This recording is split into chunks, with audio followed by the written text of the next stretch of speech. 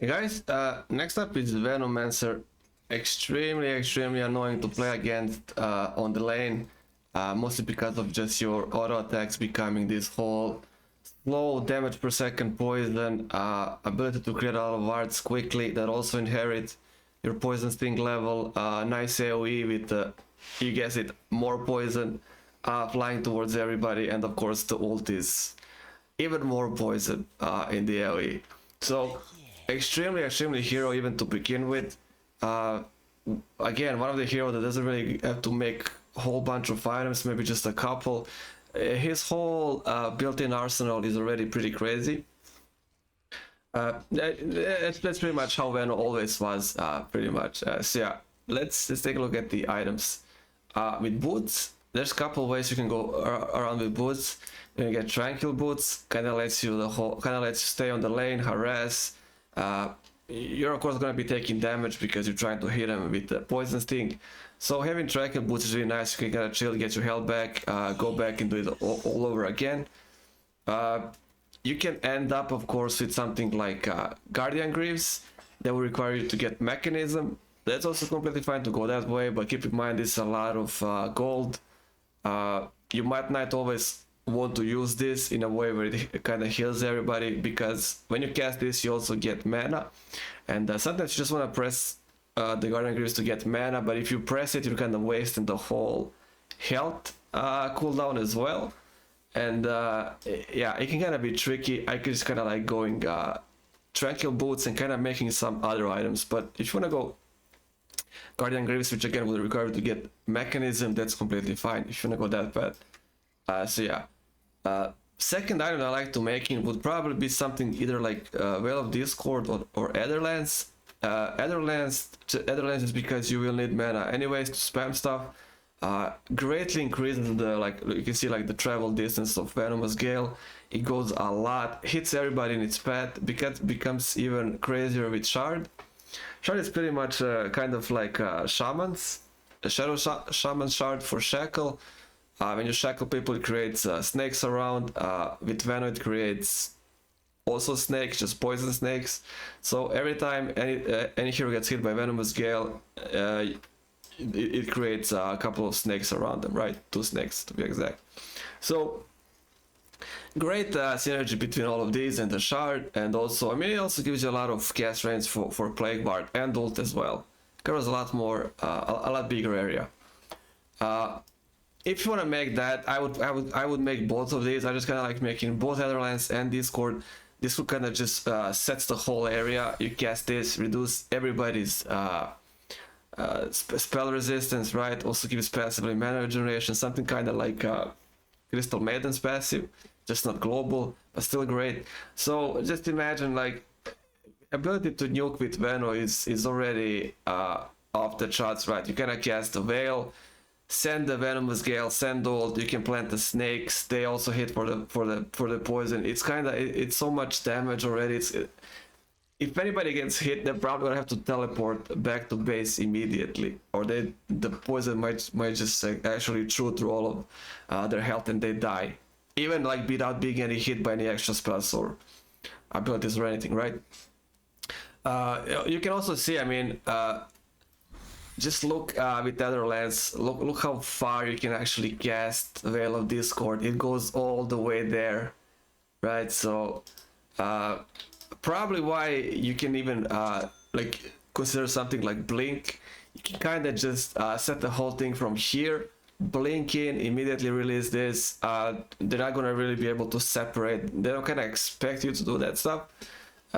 Yeah, they kind of forgot to put it there, but you can also play Blink with Veno. Blink also kind of works with ult the best if we're talking like synergy and combos. Kind of, people always forget to kind of spread out, even though when there's Enigma and Magnus and Veno and Faceless Void playing, people still kind of forget, or they just can't really spread out much. So you're just being able to blink in and immediately release Poison Nova, or just blink, cast the Discord, unleash the ult. It's gonna deal so much damage. Whether you die or not, that is completely irrelevant. You're gonna deal so much that even if you die, your team could easily get the trades, win the fight anyways. So yeah, if you want to go something like Tranquil Boots, let's say Veil of Discord, Netherlands, going to Blink, completely fine.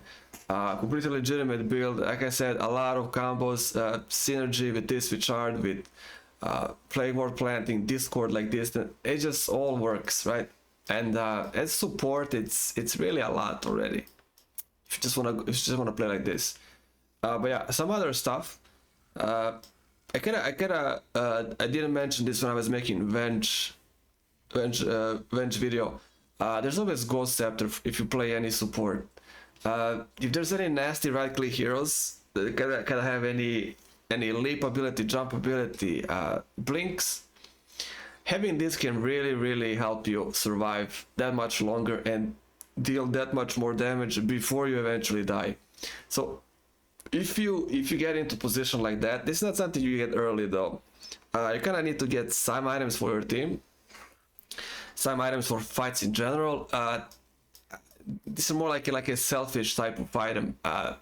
It's great to be able to press this and bait somebody in trying to attack you, wasting their abilities or cooldowns, right? But you kind of need to deal with other stuff first. You kind of need to be able to do something for your team first in a way where it's kind of okay. I can do this, and that, and now I can make something to protect myself, actually, right? So I can live longer.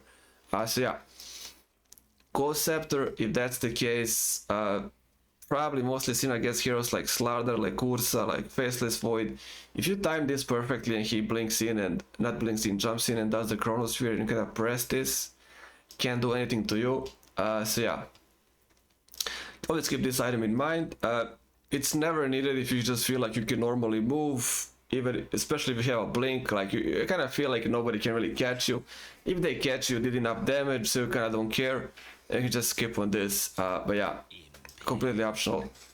Depending on the enemy team, of course. Some other stuff, I like Glimmer Cape. Kind of hides yourself, hides your allies.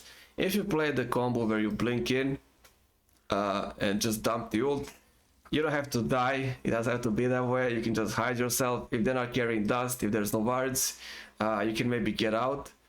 Even if they press the whole dust ward thing, it still gives you 50% magic protection. So they have to spend a lot of utility and stuff on you. Again, you're playing support. If you die, it's completely fine. You're not supposed to be some crazy survive the fight and right click people. You kind of do your job already, right, when you dump all the cooldowns. So that's one interesting item. One item that I also kind of like always making is Force Staff. If you kind of don't make blink, I would say I don't usually make both of these. You gotta make one of these. If you don't want to make blink, you gotta make Force Staff, and then you just kind of use the Force Staff, push yourself in the middle of a battle, quickly dump the ult. It's also a great way to escape, especially later on if you want to make something like Aeon Disc. This can kind of proc, save you, remove all the debuffs, push yourself out. Don't waste this if you don't have to waste it. You can kind of save it for the next fight when it's gonna matter much more. So yeah, kind of like there's like a kind of like a lot of combos that benefit from each other and which are whole utility. But again, Venom really does not need that much at all in terms of items. He's already amazing just with the shard and a couple of these. Scepter can be great, but you put everything in your ult. The problem is that is once you get finished with the Black King, with the Scepter, they'll probably have Black Kings or Hoods or whatever it is. They're probably not going to care that much about this alone. Again, depends on the enemy team. I would kind of take a look if there's a lot of people in the enemy team that are prone to getting Black Kings. Maybe offlaner gets it, carry gets it, mid gets it. The value is not that great anymore then, because you can support slowly. It's not that amazing, right? So kind of take like a good look at the enemy team with this, but usually I wouldn't make it anyways, right? I think there's just a lot more fun items to make. So Lotus Orb being one as well.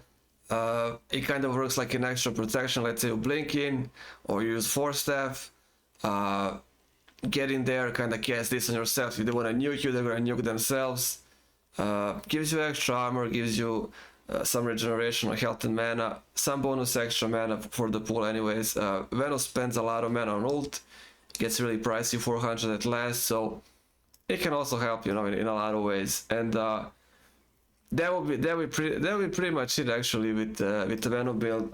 Like I said, if you want to go this way, this path with the Guardian Greaves, that's also great.